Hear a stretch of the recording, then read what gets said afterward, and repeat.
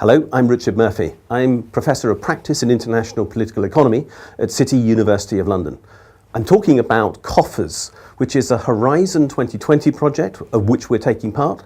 And Coffers is about tracking illicit financial flows to empower regulators in Europe. What's an illicit financial flow? Basically, money that is being used in a way that subverts the law. It's tax evasion, it's tax avoidance, it may be money laundering. We're in particular concentrating on the tax dimensions of this at City. We're doing that in three ways.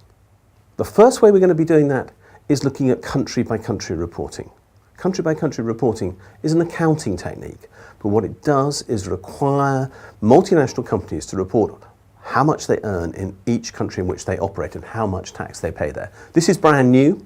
We've only got data for banks at the moment, but what we're going to do is create data on what every bank is declaring as to what it makes where, and see whether that shows whether they're moving their profits in a way that the law did not intend.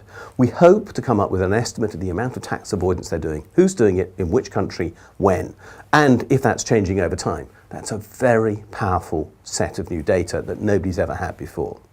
The second dimension of the project is something called legal entity identifiers, LEIs. Again, an absolutely brand new technique which has been developed in the financial services industry so that they can work out who's transacting with who, literally who owns a particular business inside a multinational corporation. Now, their aim is to use that to make sure that if anything goes wrong inside the financial services sector, as of course it did in 2008, they can trace where the money is owed to and from. What we want to do is to use that to show where is the money flowing to and from, and seeing whether this tool, created for regulatory purposes, in fact goes much further than they expect, because it will let us find the money.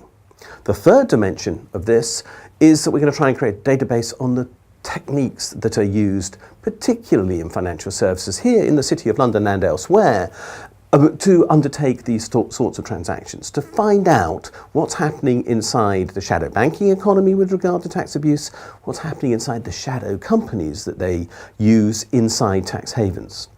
Put those particular techniques together, and what we're hoping to do with our colleagues in other universities across Europe is create new insight into who is abusing our tax system, so that we never again suffer the sorts of traumatic losses that we saw in 2008, the losses that we know are happening to tax havens, and the losses which cost our societies a great deal of money and prevent the types of service being provided that people are voting for when they go to the poll. This is about, therefore, supporting democracy, supporting regulators, and making the world of finance accountable for what they do.